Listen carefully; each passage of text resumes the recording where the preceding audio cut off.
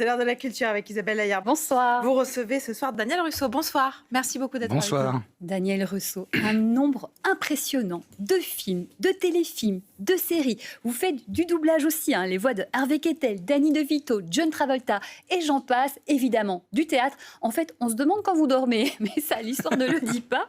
Et donc, vous arrivez aujourd'hui pour nous parler de cette très jolie pièce qui s'appelle Albert et Charlie. Daniel, c'est l'histoire de qui, de quoi? Albert Einstein, Charlie Chaplin, et c'est l'amitié de ces deux génies. Voilà, et cette rencontre magnifique de deux personnages hors du commun. Ce qui est étonnant, c'est qu'on a l'impression qu'ils sont très différents et en fait, ils ont des tas de points communs. Oui, absolument. Et puis, surtout, dans cette pièce, on apprend beaucoup de choses. Oui. Vraiment. Moi, je sors du théâtre, les gens me disent, mais on ne savait pas que... Mais alors, c'est vrai que... J'ai dit oui, c'est vrai. Dutheilly a fait un beau travail. Oui, complètement. Bien sûr, bien sûr.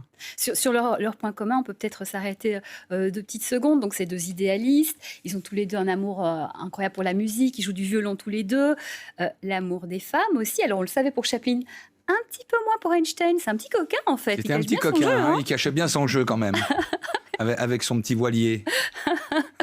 Ils sont des immigrés aux États-Unis, tous les deux. Ils ont Absolument. la Suisse aussi, puisque Einstein, il a commencé sa vie en Suisse, Chaplin, il l'a terminée. Enfin, c'est plein de choses qui les relient, c'est assez étonnant.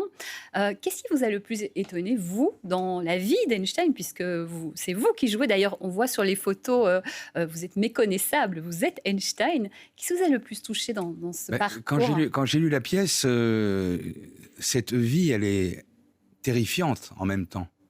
Parce que être connu comme ça dans le monde entier, et comme il le dit lui-même, universellement connu et être aussi seul.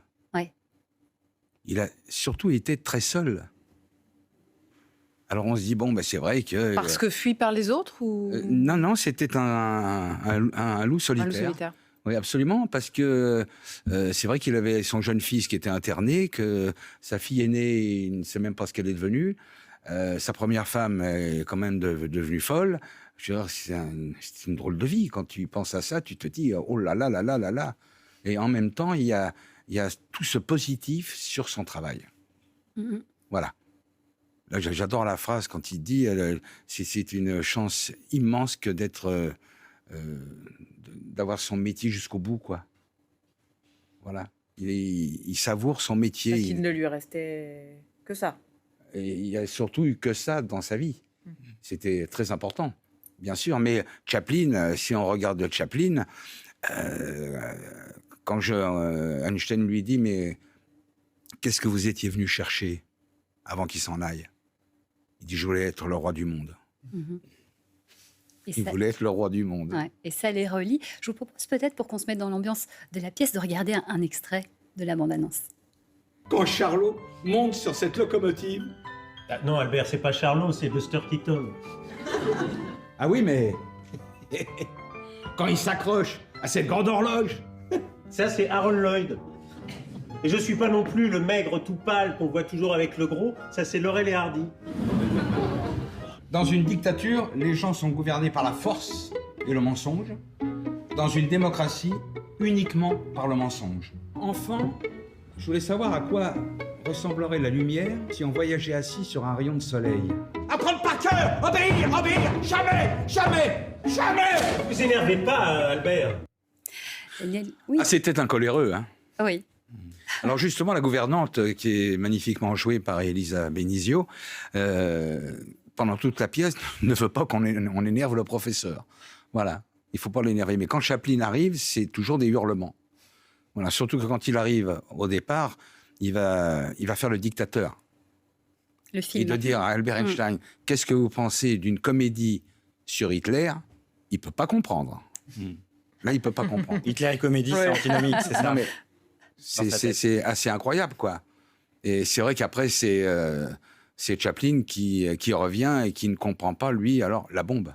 Exactement. On parle justement dans oui. la pièce, Einstein, il est pacifiste. On comprend, et on le sait dans l'histoire, qu'en fait, c'est lui qui a soufflé l'idée à Roosevelt. Ça a fait de 100 000 à 220 000 morts, Hiroshima, Nagasaki.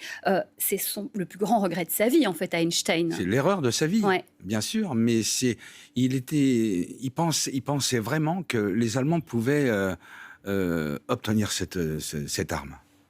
Et Hitler avec la bombe atomique, On n'ose pas imaginer. exactement. Oui. Et lui, c'était ça. C'était contrebalancé. C'est pour ça qu'il est allé vers les Américains. Et comme il le dit même dans la pièce, j'aurais jamais cru les Américains capables de l'utiliser les premiers. Ah, oui. C'est terrifiant. Autre moment, La folie des hommes est sans limite. elle est sans limite. On le voit tous les jours. Anecdote plus légère, mais vraiment très amusante, c'est quand vers la fin de sa vie, Einstein devient enseignant à l'université de Princeton. Et à ce moment-là, on lui dit quel salaire souhaitez-vous? Qu'est-ce qu'il répond? Oui, il donne un prix, mais heureusement que l'université a multiplié par 6 parce qu'il n'a aucun sens de l'argent. C'est énorme. On ne nous pose pas la question. On nous a pas Non. posé la question. Ah, non. Ah bon, Non, ça aurait pu être pourtant, on sympa. a un petit sens. Et là, rien que le multiplié fait par de 6. voir qu'il n'a même pas vu les films de Chaplin. Il confond tout, il est que dans ses chiffres. Oui. C'est incroyable, quoi. Il vit dans son monde. Oui, mais si on regarde bien, même quand on regarde la pièce, c'est 2 gamins. Mm. Elle est là pour essayer de les calmer. Ce sont 2 gamins. Ah, 2 gamins, mais quel gamin quand même. Oui, quel gamin, évidemment, mais quand même, elle le dit elle-même, c'est des enfants, bien sûr. Justement, pour finir, on vous a vu, vous êtes méconnaissable. Comment on fait pour se préparer pour jouer Einstein, quoi? Ah, le travail est bien fait. Hein. Merci Isabelle, parce qu'il y a beaucoup de travail, bien sûr. Et puis Jean-Pierre Laury aussi, dans Chaplin, c'est aussi à ce beau changement, quoi, bien sûr. Oui, il est excellent. Vous avez une très très belle complicité tous les deux. Oui, tous les trois, parce que vraiment, je suis très heureux dans ce spectacle. Et puis, je veux parler de mes camarades parce qu'ils sont magnifiques. Oui, eh ben, écoutez, on passe. Et Christophe Lidon, qui a fait la mise en scène, a fait un travail extraordinaire. Mhm. Et le décor de Catherine Blouval, on en parlait, est magnifique. Le décor est absolument magnifique. Ah, c'est c'est un extraordinaire. écrin pour ce spectacle. C'est dans la tête d'Einstein, hein, c'est le cosmos. Oui. C'est magnifique ce qu'elle a fait. Donc allez voir le spectacle Albert et Charlie. Ça se passe au Théâtre Montparnasse à Paris. Vraiment très très joli. Puis on découvre cette histoire d'amitié, on apprend plein de choses. Oui. Merci beaucoup Daniel Rousseau, on vous souhaite beaucoup de succès. Merci à vous.